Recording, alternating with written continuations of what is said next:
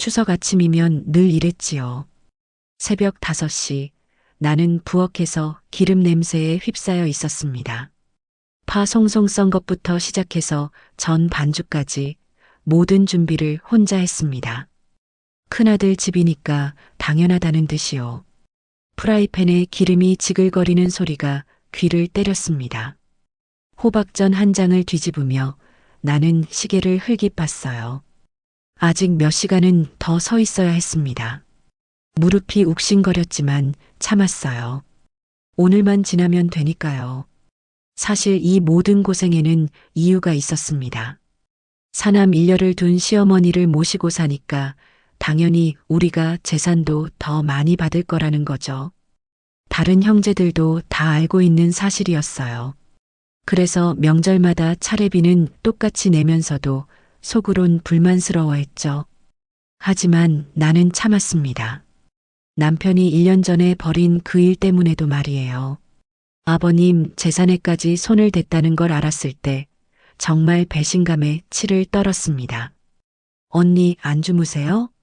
막내 시누이가 방에서 나왔습니다. 35이 넘도록 시집도 안 가고 집에서 놀고 있는 시누이였어요. 어젯밤 늦게 들어와서 자더니 벌써 일어났네요. 명절 준비하느라요. 좀 더 주무셔도 돼요. 도와드릴게요.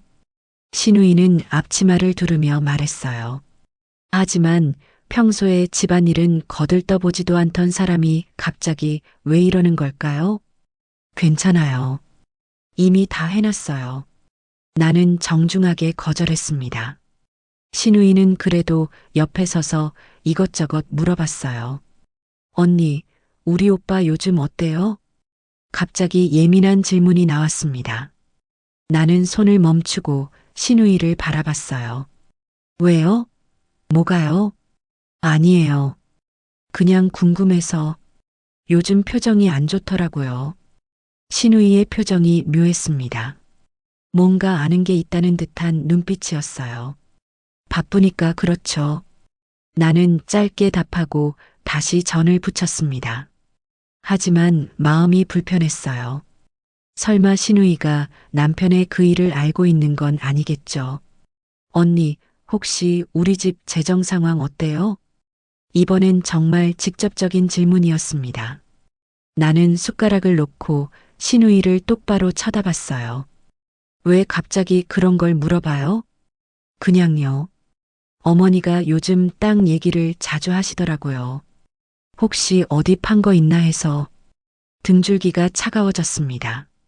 시누이가 뭔가 눈치챈 것 같았어요. 모르겠어요. 저는 그런 거 잘 몰라요. 그래요? 근데 작년에 논 2마지기 팔았다고 하던데요. 나는 전을 뒤집는 손이 떨리는 걸 느꼈습니다. 시누이가 정확히 알고 있었어요. 아버님 병원비 때문이라고 들었는데요. 맞아요. 그런데 병원비가 그렇게 많이 들었을까요? 시누이의 목소리에 의심이 담겨 있었습니다. 나는 더 이상 대답할 수 없었어요. 그때 남편이 부엌으로 들어왔습니다. 무슨 얘기하고 있어? 아무것도 아냐. 언니 도와주려고. 시누이는 태연하게 답했지만 나는 남편의 얼굴이 굳어지는 걸 봤어요. 뭔가 눈치챈 모양이었습니다. 여보, 뭐 도와줄까? 됐어요. 거의 다 했어요. 나는 대꾸하면서 동그랑땡을 뒤집었습니다. 기름이 튀어 손등을 찔렸지만 아픈 티는 내지 않았어요. 그럼 저는 방에 가 있을게요. 시누이가 나가면서 남편과 의미심장한 눈빛을 주고받는 게 보였어요. 뭔가 불길했습니다. 남편도 고생이 많다며 거실로 돌아갔습니다. 그 뒷모습을 보며 나는 씁쓸했어요. 1년 전 그 여자와의 일을 알았을 때 정말 떠나고 싶었거든요. 하지만 참았습니다. 이 집 재산을 포기할 수는 없었어요. 더 충격적인 건 그 바람 피우는 돈이 아버님 땅 판 돈에서 나갔다는 거였어요. 남편 몰래 통장을 확인했을 때 정말 기절할 뻔했습니다. 땅 판 돈 3천만 원 중에 절반 이상이 그 여자에게 들어간 거였거든요. 그래도 참았어요. 이 집 재산 전체를 생각하면 3천만 원은 새 발에 피었으니까요. 부동산 시세만 해도 100억은 넘었거든요. 그 돈 때문에 치욕도 참고 모른 척도 했죠. 어머님이 돌아가시면 그때 이혼해도 된다고 꾹 참고 다짐하며 참고 살았죠. 부엌으로 돌아와 마지막 전을 부치는데 시어머니 방에서 약 봉지가 부슬거리는 소리가 흘러나왔어요. 요즘 많이 편찮으시거든요. 나는 물컵에 물을 따라 들고 갔습니다. 어머니, 약 드셨어요? 아직 속이 쓰려서. 시어머니는 누워서 천장만 바라보고 계셨어요. 얼굴이 많이 야위었습니다. 오늘 사람들 오면 힘드시겠어요. 괜찮다. 명절인데 뭘. 하지만 목소리에 힘이 없었어요. 나는 물컵을 머리맡에 놓고 조심스럽게 물었습니다. 어머니, 혹시 재산 정리 같은 거 생각해 보셨어요? 시어머니가 날카로운 눈으로 저를 쳐다봤어요. 왜 갑자기 그런 얘기를 하니? 아니에요. 그냥 건강이 안 좋으시니까 미리미리 준비해 두시는 게 좋지 않을까 해서요. 그런 걱정은 안 해도 된다. 다 생각해 놨어. 동서들이 또 뭐라고 할 텐데 걱정이에요. 그 사람들 말에 신경 쓰지 마라. 큰아들이 집안 책임지는 게 당연한 거야. 시어머니의 말에 나는 안심했어요. 역시 제 생각이 맞았습니다. 어머님을 모시는 우리가 더 많이 받을 거라는 확신이 들었거든요. 하지만 시누이가 남편의 바람과 땅판 돈까지 알고 있다면 문제였어요. 오늘 형제들이 오면 그 얘기가 나올 수도 있겠다는 생각이 들었거든요. 부엌으로 돌아와 설거지를 하는데 문득 불안감이 엄습했습니다. 1년 전 남편의 바람건이 오늘 터지면 어떻게 하죠? 더구나 아버님 재산까지 건드린 일이 알려지면. 그럼 재산은 물 건너가는 거예요. 제가 온갖 시댁 굳은 일과 남편의 불륜으로 인한 배신감, 스트레스 다 참고 견뎌온 것까지 물 건너가는 거니까요. 형제들이 시어머니가 아무리 큰아들 편이라고 해도 아버님 유산을 바람피우는 데 쓴 걸 알면 가만히 있지 않을 거예요. 나는 찬물에 손을 담그며 진정하려고 했어요. 아직 아무도 확실히 모르고 있을 거라고, 설사 안다고 해도 오늘은 명절이니까 조용히 넘어갈 거라고 생각했습니다. 하지만 시누이의 그 의미심장한 눈빛이 계속 신경 쓰였어요. 마치 폭탄을 안고 있다가 적당한 때를 기다리는 것 같았거든요. 오늘은 뭔가 평범하지 않을 것 같았어요. 그냥 보통 명절처럼 지나가지 않을 것만 같았습니다. 과연 제 걱정이 현실이 될까요? 1년 전 그 일이 오늘 터져서 모든 게 망가질까요? 오후 2시쯤 현관문이 열리는 소리가 들렸습니다. 첫째 동선의 가족이 먼저 도착했어요. 형수님, 안녕하세요. 첫째 서방님이 환하게 웃으며 인사했습니다. 하지만 그 웃음이 어딘지 어색했어요. 입가는 올라갔는데 눈가는 차갑다고 할까요? 어머, 고생 많으셨겠어요. 이렇게 많이 준비하시고. 말끝이 묘하게 올라갔습니다. 칭찬 같으면서도 비꼬는 것 같았어요. 나는 앞치마를 벗으며 대답했습니다. 뭐려? 당연한 걸요. 그래도 힘드시죠? 우린 차례비만 내면 되니까 편하긴 하지만. 역시나였습니다. 돈 얘기가 나오더군요. 나는 웃으며 넘어갔지만 속으론 기분이 별로였어요. 첫째 서방님이 뒤따라 들어오면서 봉투를 내밀었습니다. 형수, 차례비요. 고맙습니다. 봉투를 받는데 첫째 서방님의 표정이 심상치 않았어요. 뭔가 화가 나 있는 것 같았습니다. 형 어디 있어요? 거실에 계세요. 첫째 서방님이 거실로 가는데 걸음걸이부터 뭔가 달랐어요. 평소보다 훨씬 무거운 발걸음이었습니다. 곧이어 막내 동서도 왔습니다. 아이 둘을 데리고 왔는데 애들은 금세 거실에서 뛰어다니기 시작했어요. 형님, 잘 지내셨어요? 막내 동서는 예의 바르게 인사했지만 뭔가 긴장한 기색이 역력했습니다. 평소보다 말수가 적었거든요. 차례비 봉투는 어디 놓으면 돼요? 아, 그냥 거실 탁자에 놓으세요. 나는 부엌에서 과일을 깎으며 답했습니다. 그런데 이상했어요. 평소엔 차례비 얘기를 먼저 꺼내지 않았거든요. 그때 막내 시누이가 거실로 나왔어요. 평소와 달리 화장을 진하게 하고 옷도 말끔히 차려입고 있었습니다. 언니들 오셨어요? 어머 아가씨, 오늘 왜 이렇게 예쁘게 차려입었어? 첫째 동서가 물었습니다. 하지만 그 목소리에도 어딘지 경계하는 기색이 있었어요. 그냥요. 명절이니까요. 시누이가 웃으며 답했지만 나는 불안했습니다. 평소에 명절에도 관심 없던 시누이가 갑자기 왜 이러는 걸까요? 시어머니가 방에서 나오셨어요. 얼굴이 많이 상기되어 있었습니다. 왔구나, 얘들아. 어머니, 안녕하세요. 몸은 좀 어떠세요? 첫째 동서가 공손하게 물었습니다. 하지만 그 물음에도 어딘지 성의가 없어 보였어요. 그저 그렇지. 늙으면 다 아픈 법이야. 시어머니는 소파에 앉으시며 말씀하셨습니다. 그 순간 잠깐 침묵이 흘렀어요. 뭔가 어색한 공기였습니다. 엄마, 작년에 놈 파르셨다면서요? 갑자기 막내 시누이가 입을 열었습니다. 나는 과일 깎던 칼이 멈췄어요. 왜 갑자기 그런 얘기를 하니? 시어머니가 당황하며 물으셨습니다. 그냥 궁금해서요. 병원비가 많이 들었나 보다 하고 그런 걱정은 안 해도 된다. 시어머니가 단호하게 말씀하셨지만 시누이는 계속했어요. 그런데 병원비로만 쓰인 건 맞죠? 분위기가 이상하게 흘러가고 있었습니다. 첫째 동서와 막내 동서가 시누이를 주의 깊게 쳐다보고 있었어요. 무슨 말이야, 그게? 첫째 동서가 끼어들었습니다. 아니에요. 그냥 궁금해서요.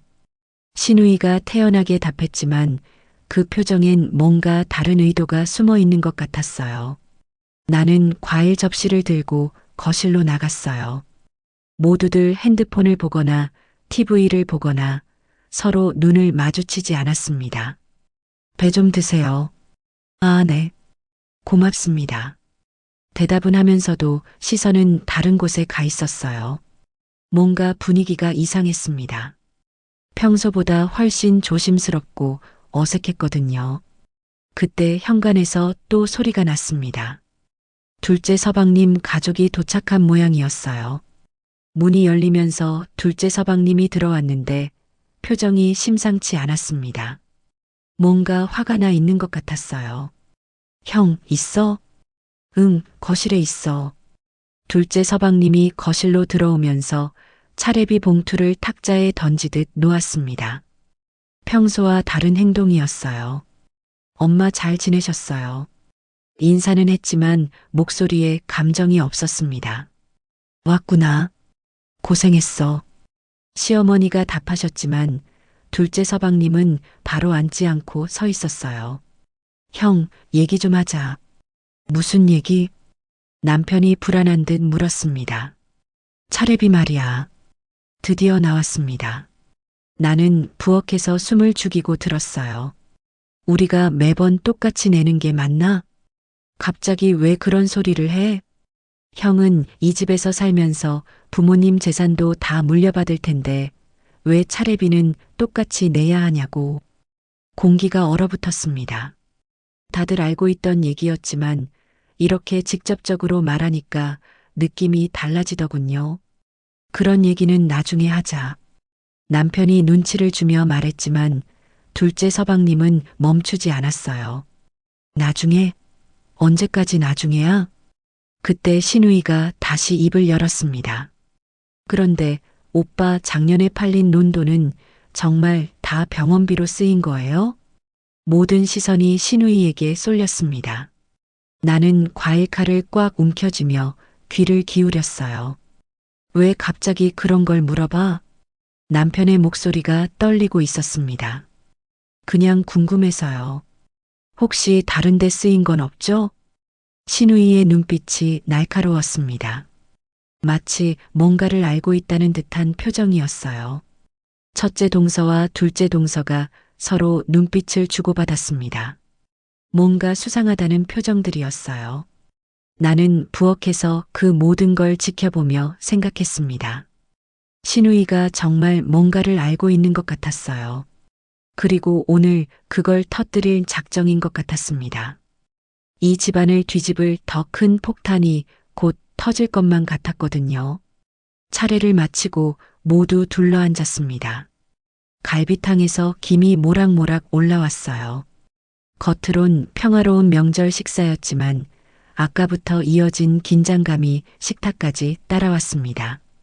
나는 국그릇을 하나씩 나누어 주면서 각자의 표정을 살폈어요. 첫째 서방님은 계속 시계를 보고 있었고 둘째 서방님은 숟가락을 만지작거리기만 할 뿐 음식에 손을 대지 않았습니다. 가장 이상한 건 막내 신우이였어요. 평소 같으면 핸드폰만 보고 있을 텐데 오늘은 모든 사람의 표정을 유심히 관찰하고 있었거든요. 수고했어요, 형수. 둘째 서방님이 말했지만 목소리에 힘이 없었어요. 평소보다 훨씬 차가운 느낌이었습니다. 뭐려? 당연한 걸요. 시어머니가 먼저 수저를 드셨어요. 자, 다들 먹어라. 식겠다. 그제야 하나둘 숟가락을 들기 시작했습니다. 하지만 여전히 분위기는 어색했어요. 평소 같으면 애들 얘기, 회사 얘기로 시끌벅적했을 텐데 오늘은 수저 소리만 들렸습니다. 갈비탕을 한술 떠넣으면서 나는 신우이의 움직임을 계속 신경 쓰고 있었어요. 아까부터 뭔가를 계획하고 있다는 느낌이 들었거든요. 평소 같으면 밥만 후딱 먹고 방으로 들어갔을 텐데 오늘은 계속 자리를 지키고 있었습니다. 갈비가 부드럽네요. 막내 동서가 조심스럽게 말했습니다. 분위기를 좀 풀어보려는 것 같았어요.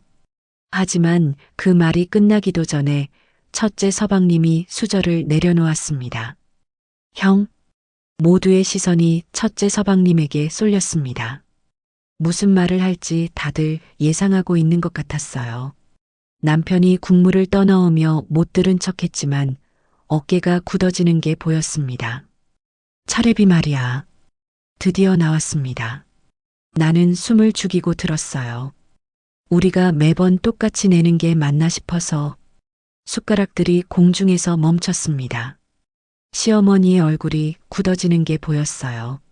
무슨 말이야, 그게? 형은 이 집에서 살면서 부모님 재산도 다 물려받을 텐데 왜 차례비는 똑같이 내야 하냐고. 공기가 얼어붙었습니다. 다들 알고 있던 얘기였지만 식사 자리에서 이렇게 직접적으로 말하니까 느낌이 달라지더군요. 시어머니가 수저를 탁 내려놓으셨어요. 누가 재산을 다 준다고 그랬니? 그럼 형이 안 받아요? 큰아들이니까 당연히 받을 거 아니에요? 둘째 서방님의 목소리가 점점 커졌습니다. 나는 갈비탕 그릇을 바라보며 숨을 삼켰어요. 둘째 동서도 수저를 놓으며 거들었습니다. 맞아. 형만 집 물려받고 땅 물려받으면서 우린 왜 바보처럼 돈만 내야 해? 시어머니의 얼굴이 점점 빨개졌습니다. 너희들이 지금 뭐 하는 거니? 사실을 말하는 거죠. 그때 막내 신우이가 조용히 입을 열었습니다. 그런데 오빠들, 작년에 논 팔린 돈 얘기는 다 들으셨어요? 모든 시선이 신우이에게 쏠렸습니다. 나는 심장이 쿵쾅거리는 걸 느꼈어요. 무슨 소리야? 첫째 서방님이 물었습니다. 작년에 아버지 논 두 마지기 팔았잖아요. 병원비 때문이라고 했는데 신우이가 천천히 말했습니다.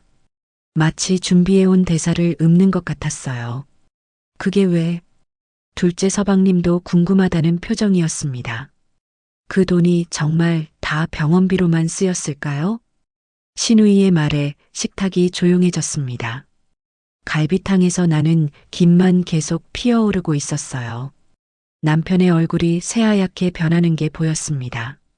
나는 부엌으로 피하고 싶었지만 자리를 뜰 수도 없는 상황이었어요. 무슨 뜻이야, 그게?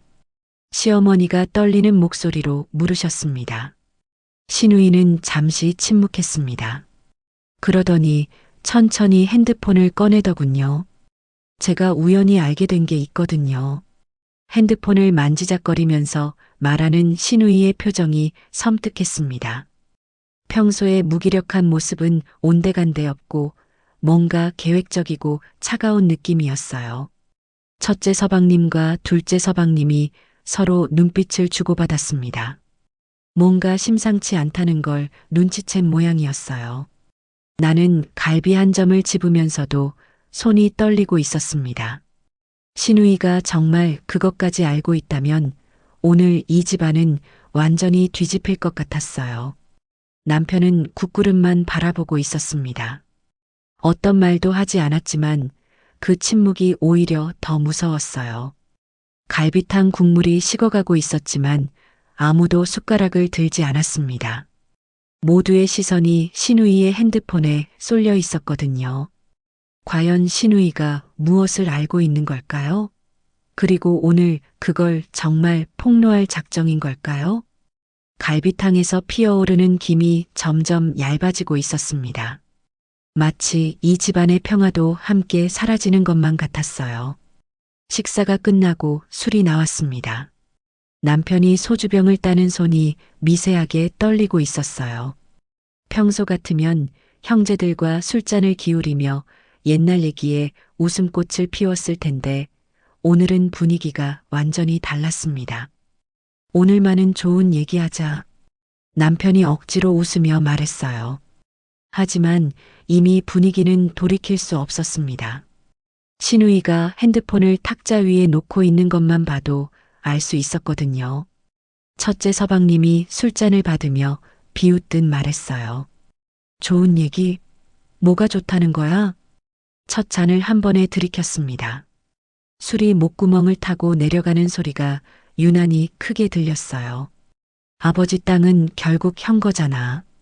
다들 모른 척하지 말고.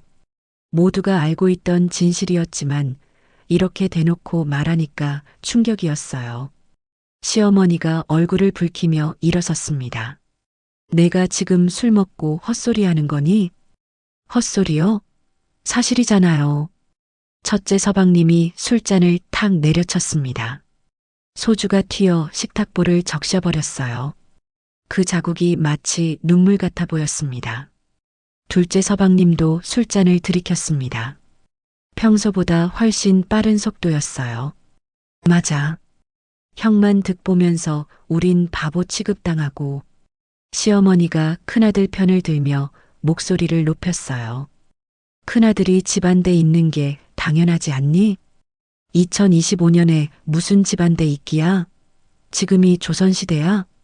첫째 서방님이 소리쳤습니다. 그 소리에 옆방에서 자던 아이들이 깨어 울음을 터뜨렸어요.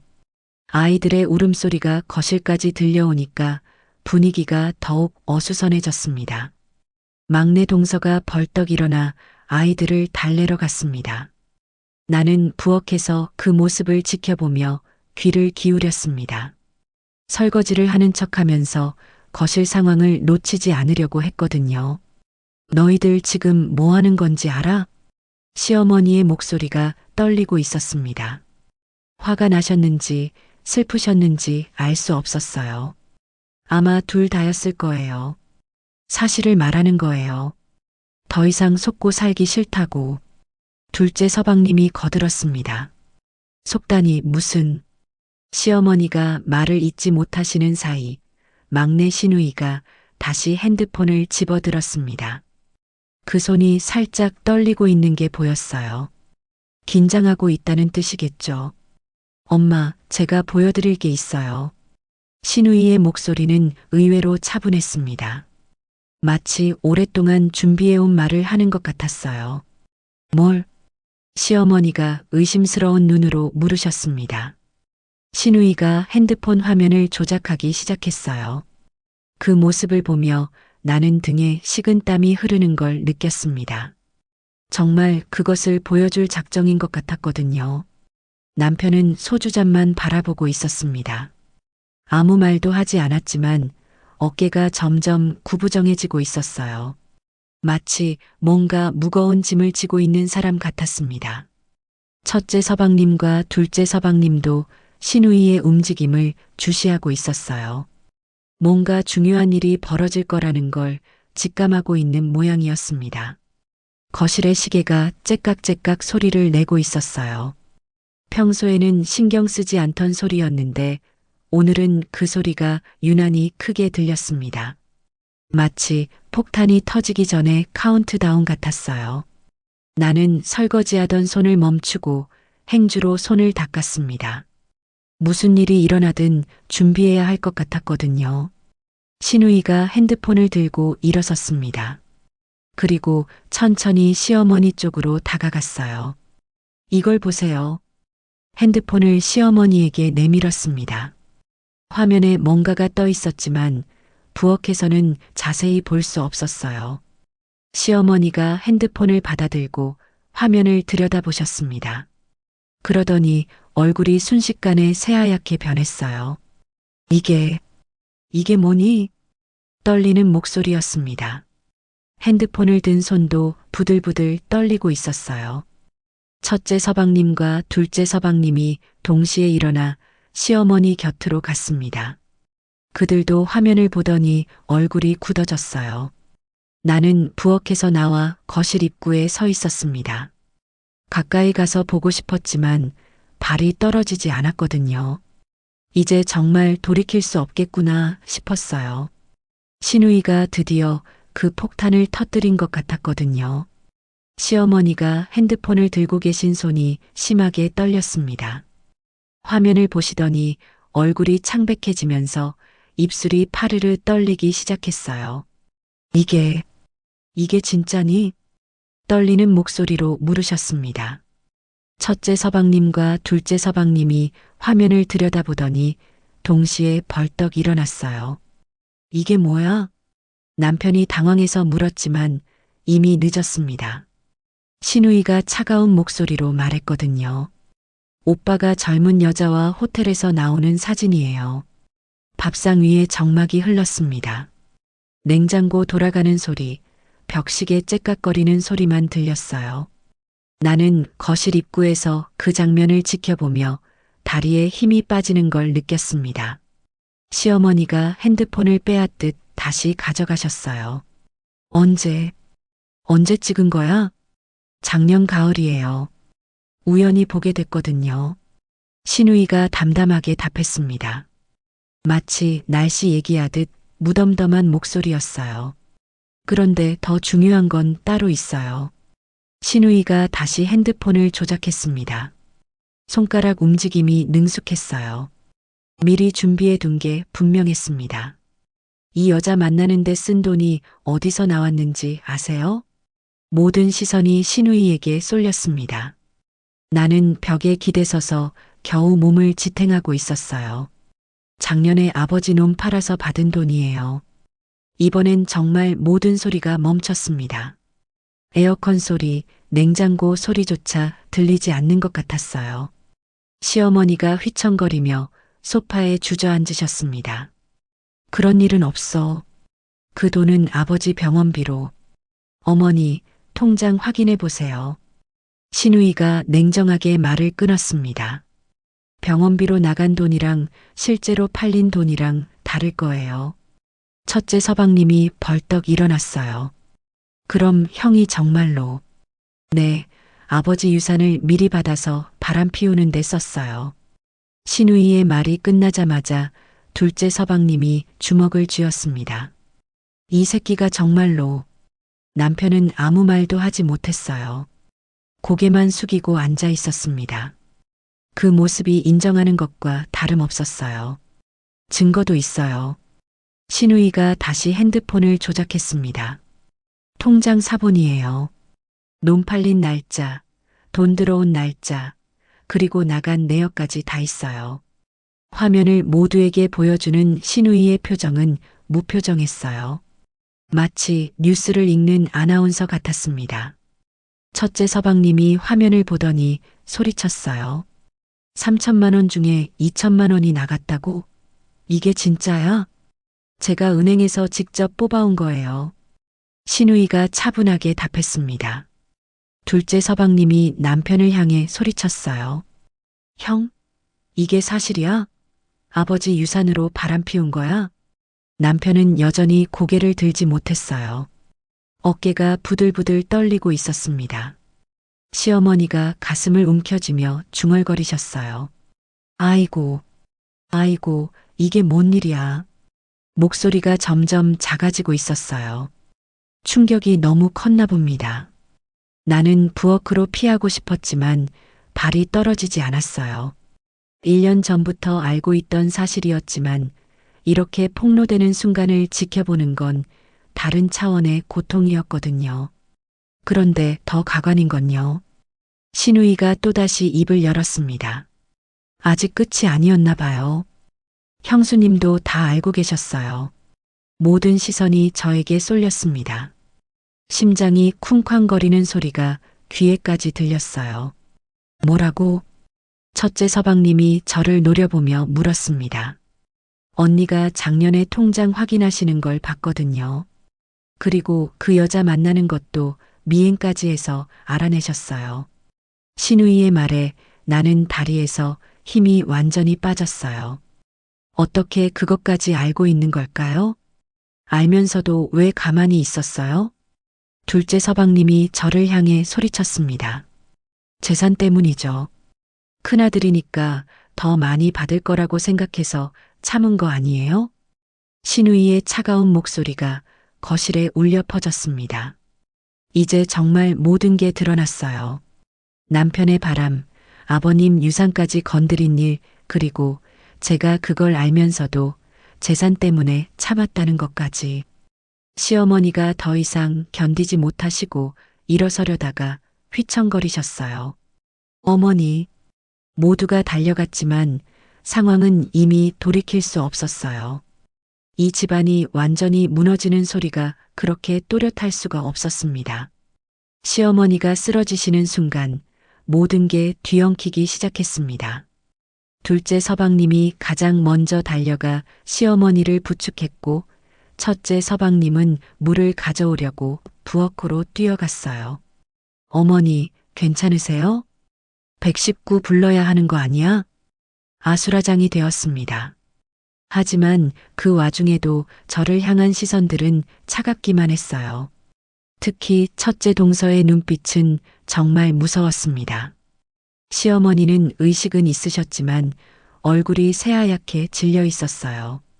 입술도 파르르 떨리고 계셨습니다. 괜찮아. 괜찮다. 떨리는 목소리로 말씀하셨지만 전혀 괜찮아 보이지 않았어요. 병원 가셔야 해요. 막내 동서가 조심스럽게 말했습니다. 아이들 울음소리 때문에 정신없는 와중에도 시어머니를 걱정하고 있었어요. 싫어. 집에 있을 거야. 시어머니가 고집을 부리셨지만 둘째 서방님이 단호하게 말했어요. 어머니, 이 상태로는 안 돼요. 일단 응급실부터 가시죠. 그 순간 첫째 서방님이 저를 돌아보며 차가운 목소리로 말했어요. 형수는 어머니 따라가지도 마세요. 얼굴 보기도 싫으니까. 가슴이 찢어지는 것 같았습니다. 하지만 뭐라고 변명할 수도 없었어요. 모든 게 다 들통났으니까요. 그 돈, 정말 아버지 땅 판 돈 맞아? 둘째 서방님이 남편을 향해 마지막으로 물었습니다. 남편은 여전히 고개를 숙이고 있었어요. 그 침묵이 모든 걸 인정하는 것과 같았습니다. 이 새끼가 정말로. 둘째 서방님이 주먹을 쥐고 일어서려는 순간 시어머니가 말리셨어요. 그만해라. 오늘은 그만해. 하지만 분위기는 이미 돌이킬 수 없었습니다. 첫째 동서가 가방을 챙기며 일어섰어요. 저희는 어머니 모시고 병원 갈게요. 여기 더 있을 수 없어요. 저도 갈게요. 막내 동서도 아이들을 챙기며 일어섰습니다. 신우이는 끝까지 자리를 지키고 있었어요. 마치 자신이 벌인 일의 결말을 끝까지 지켜보겠다는 듯이요. 언니, 이제 후회해도 늦어요. 신우이가 저를 보며 차가운 미소를 지었습니다. 재산 때문에 참았다가 결국 다 잃게 됐네요. 그 말에 나는 무너지는 기분이었어요. 정말로 모든 걸 잃게 된 건가요? 그럼 제가 어떻게 해야 했을까요? 사남 일녀 대식구 집안의 시집와 큰형이라는 이유 하나만으로 모든 걸 참고 살았는데 믿고 있던 남편마저 한순간의 실수였다며 바람까지 용서하며 살아야 하는 게 맞는 걸까요? 재산이라도 있다면 나중에 이혼하고 작은 가게라도 하나 하며 뒤치다거리 안 하고 오로지 내 인생만 생각하며 살고 싶은 게 욕심이었을까요? 사람들이 하나둘 집을 떠나기 시작했습니다. 시어머니를 부축해서 나가는 둘째 서방님네의 뒷모습이 보였어요. 첫째 서방님 가족도 짐을 챙겨서 나갔습니다. 다음 명절부터는 따로 지내겠어요. 첫째 동서가 현관에서 마지막으로 던진 말이었습니다. 우리도 마찬가지예요. 좀 실망이네요, 형님. 막내 동서도 같은 말을 했어요. 현관문이 닫히는 소리가 몇 번 들렸습니다. 그리고 집안이 텅 비었어요. 신우이마저 가방을 챙기며 일어났습니다. 저도 친구 집에 가서 며칠 있을게요. 여기 있기 민망해서요. 그렇게 모든 사람이 떠나고 집에는 저와 남편만 남았습니다. 거실 바닥에는 쏟아진 술과 음식 찌꺼기들이 널려 있었어요. 차례상에 올렸던 과일들도 바닥에 굴러다니고 있었습니다. 남편은 소파에 털썩 앉아서 머리를 감싸고 있었어요. 다 내 잘못이야. 처음으로 인정하는 말이었습니다. 나는 바닥에 떨어진 배를 주워들며 말했어요. 지금 와서 그런 소리 해봤자 뭐예요. 미안해. 미안이라는 한마디 참 쉽네요. 그 한마디로는 주워 담을 수 없는 날이 돼버렸죠. 나는 걸레를 가져와서 바닥을 닦기 시작했습니다. 술 냄새와 음식 냄새가 섞여서 머리가 어지러웠어요. 추석 차례상이 완전히 망가졌습니다. 조상을 위한 자리였는데 욕심과 거짓으로 가득 찬 전쟁터가 되어버렸어요. 밖에서는 구급차 사이렌 소리가 멀어져 갔습니다. 시어머니를 태우고 가는 소리였겠죠. 이제 정말 끝이구나 싶었어요. 재산도 가족도 모든 걸 잃어버린 것 같았습니다. 바닥을 닦으면서 눈물이 떨어졌지만 막상 내 눈물조차 닦을 힘도 없었습니다. 사람들이 모두 떠나고 집안에는 저와 남편만 남았습니다. 거실 바닥에는 여전히 쏟아진 술과 음식들이 어지럽게 널려 있었어요. 남편은 소파에 털썩 앉아서 머리를 감싸쥐고 있었습니다. 1시간째 같은 자세로 앉아 있었어요.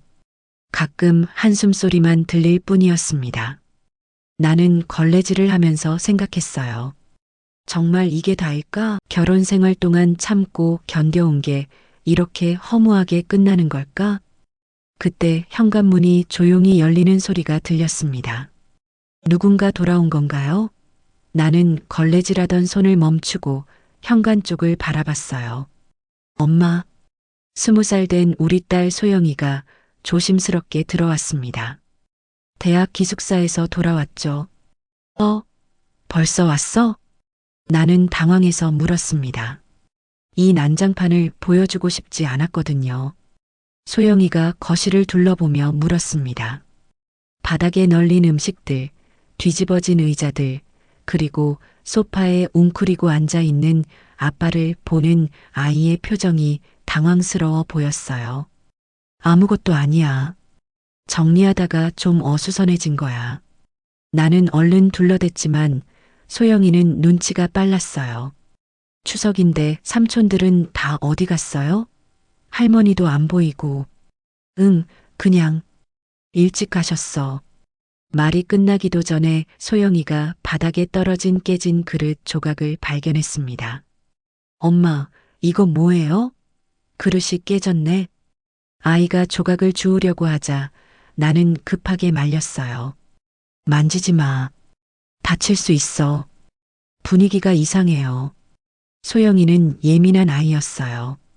어릴 때부터 어른들의 기색을 잘 살폈거든요. 특히 저와 남편 사이의 미묘한 기류를 놓치지 않았죠. 아빠는 왜 저렇게 앉아 계세요? 아이가 남편을 가리키며 물었습니다. 남편은 여전히 고개를 들지 않고 있었어요. 피곤해서 그래. 너는 방에 가서 쉬어. 엄마, 혹시 또 싸우셨어요? 소영이의 직접적인 질문에 나는 할 말을 잃었습니다. 이 아이는 언제부터 이렇게 어른스러워진 걸까요? 무슨 소리야? 누가 싸웠다고 그래? 느낌으로 알 수 있어요. 작년에도 추석 때 이상했잖아요. 아이가 기억하고 있었습니다. 작년 추석, 남편의 바람을 막 알게 된 직후였거든요. 그때도 억지로 평정을 유지하려고 했지만 결국 아이가 눈치챈 모양이었어요. 소영아, 나는 아이를 불러서 소파에 앉혔습니다. 더 이상 숨길 수도 없을 것 같았어요. 엄마가 솔직히 얘기해 줄게. 역시 뭔가 있었구나. 아이가 각오를 단단히 하는 표정으로 저를 바라봤어요. 오늘 삼촌들이랑 할머니가 화내고 가셨어. 왜요? 아빠 때문에. 남편이 고개를 들어 저를 바라봤지만 이미 늦었어요. 아이에게는 정직하게 얘기하고 싶었거든요. 아빠가 잘못한 일이 있어. 무슨 잘못이요? 소영이가 진지한 표정으로 물었습니다. 나는 잠시 망설였어요. 20살이지만 아직 어린 딸에게 아빠의 불륜 얘기를 해도 될까요? 돈을 잘못 쓴 일이 있어. 할아버지 돈을. 최대한 완곡하게 표현했지만 소영이는 금세 눈치챘어요. 설마 다른 여자 있는 거예요? 아이의 직설적인 질문에 나는 대답할 수 없었습니다. 그 침묵이 답이 되어버렸어요. 진짜요? 소영이의 목소리가 떨렸습니다. 소영아, 이런 얘기는 어른들 일이니까. 어른들 일이라고 하지 마세요. 저도 이 집 가족이잖아요. 아이가 눈물을 글썽이며 말했습니다. 그래서 삼촌들이 화내고 간 거예요? 할머니도? 응. 그럼 우리는 어떻게 되는 거예요? 소영이가 가장 중요한 질문을 했습니다. 나는 대답할 수 없었어요. 정말 우리는 어떻게 될까요? 재산도 물 건너갔고 가족 관계도 다 틀어졌는데. 엄마는 왜 참았어요? 알면서도 왜 가만히 있었어요? 아이의 질문이 가슴을 찔렀습니다. 엄마도 잘못 생각한 게 있었어. 뭐요? 돈이 중요하다고 생각했어. 할머니 재산 때문에 참은 거야. 소영이가 실망한 표정을 지었습니다. 엄마도 그런 생각을 하셨구나.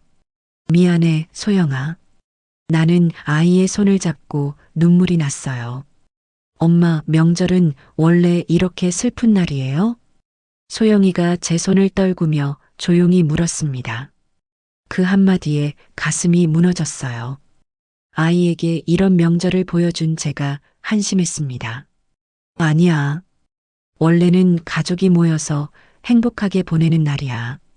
그럼 우리는 예전처럼 다시 행복해질 수 있을까요? 아이의 순수한 질문에 나는 다짐했어요. 이 상처만은 아이에게 대물림하지 않겠다고. 내년부터는 우리끼리라도 행복하게 지내자. 정말요? 응, 약속해.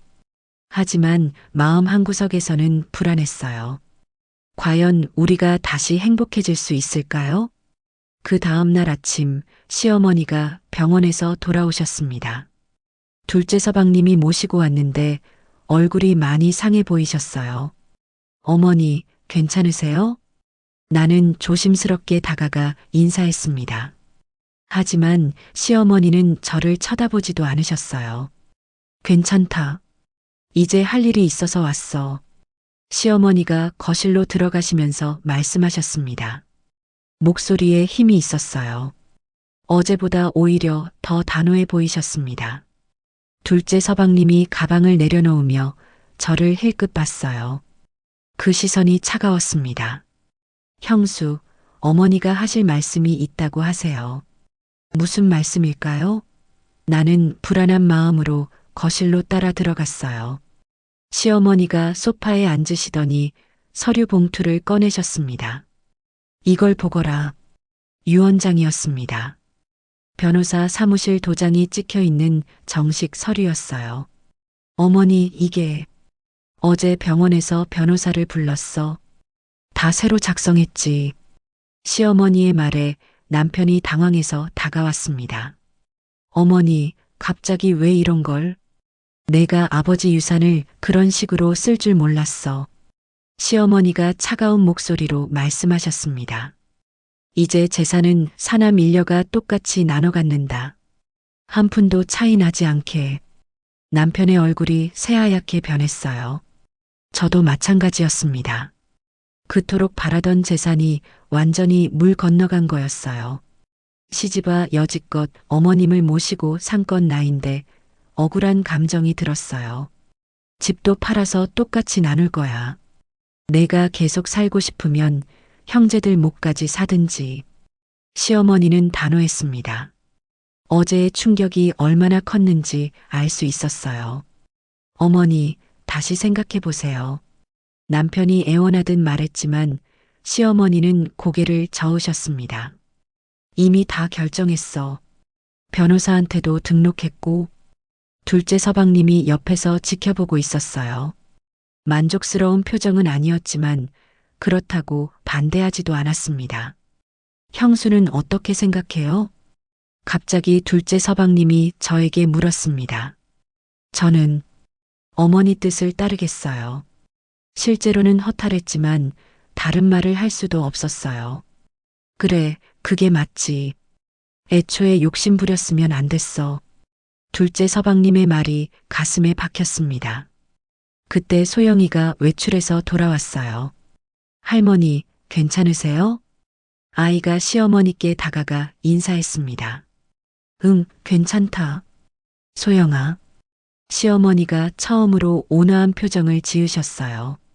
손녀에게만은 여전히 따뜻하셨습니다. 할머니, 어제 무슨 일 있었어요? 집안이 어수선했던데. 소영이가 순진하게 물었습니다. 별일 없어? 시어머니가 대충 넘어가셨지만 소영이는 분위기를 읽고 있었어요.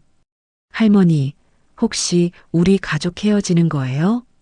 아이의 직설적인 질문에 모두가 당황했습니다. 무슨 소리야? 헤어진다니. 시어머니가 아이를 달래셨지만 소영이는 계속 물었어요. 그럼 내년 추석에도 다 모여요? 어른들은 아무도 대답하지 못했어요.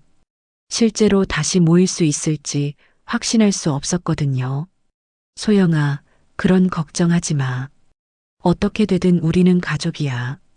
하지만 마음속으로는 생각했어요. 정말 가족이라는 게 뭘까? 재산 때문에 싸우고 헤어지는 사람들이 진짜 가족일까? 둘째 서방님이 자리에서 일어났습니다. 어머니, 저는 이만 가보겠어요. 셋째한테도 연락할게요. 그래, 고생했어. 시어머니가 아들을 배웅하셨습니다.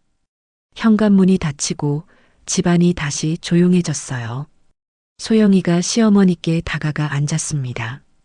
우리 가족한테 무슨 일이 생긴 거죠? 시어머니가 한숨을 쉬시며 아이를 바라보셨어요. 소영아, 어른들이 잘못 생각한 게 있었어. 뭐요? 돈이 사람보다 중요하다고 생각한 거야. 시어머니의 말에 나는 고개를 숙였어요. 하지만 이제 알았어. 가족이 제일 소중한 거라는 걸. 아이가 고개를 끄덕이며 말했습니다. 저도 그렇게 생각해요. 돈보다는 우리가 사이좋게 지내는 게 더 중요하죠. 소영이의 말에 어른들은 모두 부끄러워졌어요. 그날 저녁 나는 부엌에서 간단한 저녁을 준비했습니다. 어제의 성대한 차례상과는 비교할 수 없을 정도로 소박한 식사였어요. 하지만 이상하게 마음이 편했습니다. 더 이상 숨길 것도 욕심낼 것도 없었거든요. 엄마, 내년 추석에는 어떻게 할 거예요? 소영이가 밥을 먹으면서 물었습니다. 글쎄, 아마 우리끼리 조용히 지낼 것 같아. 그것도 좋을 것 같아요. 싸우지 않고 평화롭게. 아이의 말에 나는 미소 지었어요. 시어머니가 말씀하셨습니다. 소영아, 할머니가 너한테 하나 약속할게. 뭐요? 앞으로는 돈 때문에 가족이 싸우는 일은 없을 거야. 정말요? 응, 할머니가 다 정리해 놨으니까. 그날 밤 설거지를 하면서 창밖을 바라봤어요. 달빛이 환하게 비치고 있었습니다. 1년 전만 해도 재산이 전부인 줄 알았어요. 그것만 있으면 행복할 수 있다고 생각했죠. 하지만 이제 알았어요. 진짜 소중한 건 따로 있다는 걸. 소영이가 부엌으로 와서 말했습니다. 엄마, 설거지 도와드릴게요. 고마워. 아이와 함께 그릇을 닦으면서 생각했어요. 이런 평범한 순간이 진짜 행복이구나. 추석 차례상은 조상을 위한 자리였어요. 하지만 우리는 욕심과 거짓으로 그 의미를 망쳐버렸죠. 이제 묻습니다. 우리 집의 명절은 어떤 얼굴이어야 할까요? 아마 내년에는 답을 찾을 수 있을 거예요. 작지만 진실한 사랑으로 가득한 명절 말이에요. 주인공의 이야기를 들으시며 어떤 생각이 드셨나요? 바람핀 남편을 용서하고 사는 게 맞는 걸까요? 재산 때문에 첫째라는 이유만으로 희생을 참고 견뎌온 것이 주인공이 옳은 선택이었을까요? 우리는 때로 겪은 상처와 눈앞의 이익에 눈이 멀어 정말 소중한 것들을 놓치곤 합니다. 가족의 사랑, 자식들의 순수한 마음, 평범한 일상의 행복 말이죠. 주인공은 모든 걸 잃고 나서야 깨달았지만 여러분은 어떠신가요? 이런 현실적인 가족 이야기가 마음에 와닿으셨다면 구독과 좋아요로 응원해 주세요. 여러분의 관심이 더 많은 진솔한 이야기를 들려드릴 수 있는 힘이 됩니다. 댓글로 여러분의 생각도 나눠주시면 감사하겠습니다. 다음에도 우리 삶과 맞닿은 따뜻한 이야기로 찾아뵙겠습니다.